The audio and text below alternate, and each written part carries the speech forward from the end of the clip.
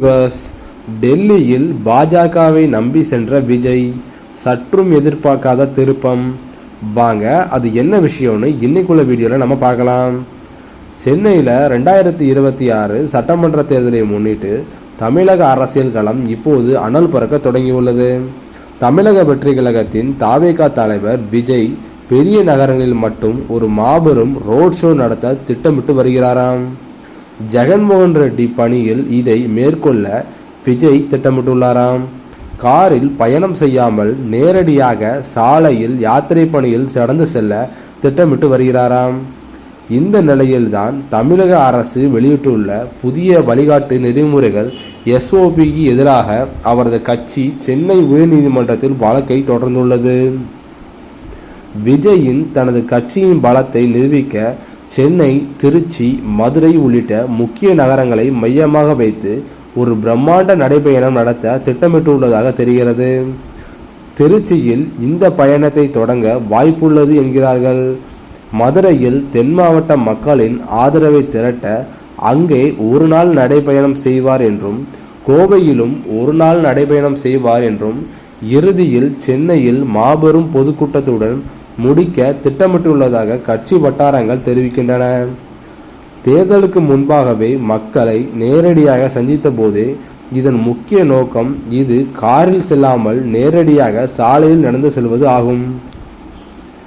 இதன் காரணமாக கடந்த ஜனவரி 5ஆம் தேதி தமிழக அரசு வெளியிட்டுள்ள அரசியல் நிகழ்வுக்கான புதிய SOPயில் உள்ள சில விதிகள் புதிய கட்சிகளை நசுக்கும் வகையில் இருப்பதாகவும் தமிழக வெற்றி கழகம் குற்றம் சாட்டுகிறது. குறிப்பாக 2 முக்கிய அம்சங்களை அவர்கள் எதிர்க்கின்றனர். அங்கீகரிக்கப்பட்ட கட்சிகளுக்கு முன்னுரிமை என்றும், ஒரு குறிப்பிட்ட நாளில் ஒரே இடத்தில் ஒன்றுக்கு மேற்பட்ட கட்சிகள் கூட்டம் நடத்த அனுமதி கோரினால் சட்டமன்றத்தில் பலம் கொண்ட அங்கீகரிக்கப்பட்ட கட்சிகளுக்கு முன்னுரிமை அளிக்கப்படும் என அந்த விதி கூறுகிறது. இது தங்களுக்கு போன்ற வளர்ந்து வரும் புதிய கட்சிகளுக்கு இழப்பீடாகும் என்றும் அநீதி என தாவேகா தரப்பில் இருந்து வாதாடப்படுகிறது. மேலும் கூட்ட நெரிசலுக்கான பொறுப்பு 5000க்கும் மேற்பட்டோர் பங்கேற்கும் நிகழ்வுகளில் பாதுகாப்பையும் கூட்ட நெரிசலையும் கட்டுப்படுத்தும் முழு பொறுப்பையும் நிகழ்ச்சி ஒருங்கிணைப்பாளராக ஏற்க வேண்டும் என்றும் அரசு கூறுகிறது. சட்ட ஒழுங்கு பராமரிக்க வேண்டியது அரசின் கடமை என்றும், இந்த பொறுப்பை மக்கள் இயக்கங்கள் மீது சுமத்த ஜனநாயக விரோதம் என்பதும் விஜயின் வாதம்.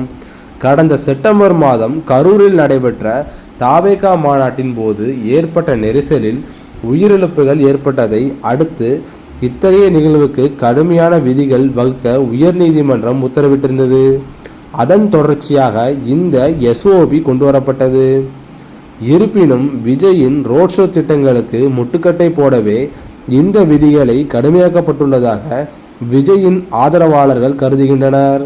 இந்த வழக்கின் தீர்ப்பு விஜய் திட்டமிட்டுள்ள பிரம்மாண்ட பயணத்தின் எதிர்காலத்தை தீர்மானிக்கும் என்பதால் அரசியல் வட்டாரத்தில் பெரும் எதிர்பார்ப்பை நிலவி வருகிறது.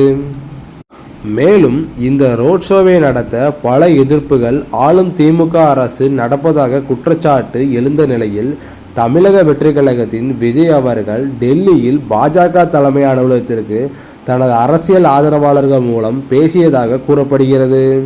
இதற்காக பாஜக தரப்பில் இருந்து எந்த ஒரு பதில் வரவில்லை என்றும் கூறியது.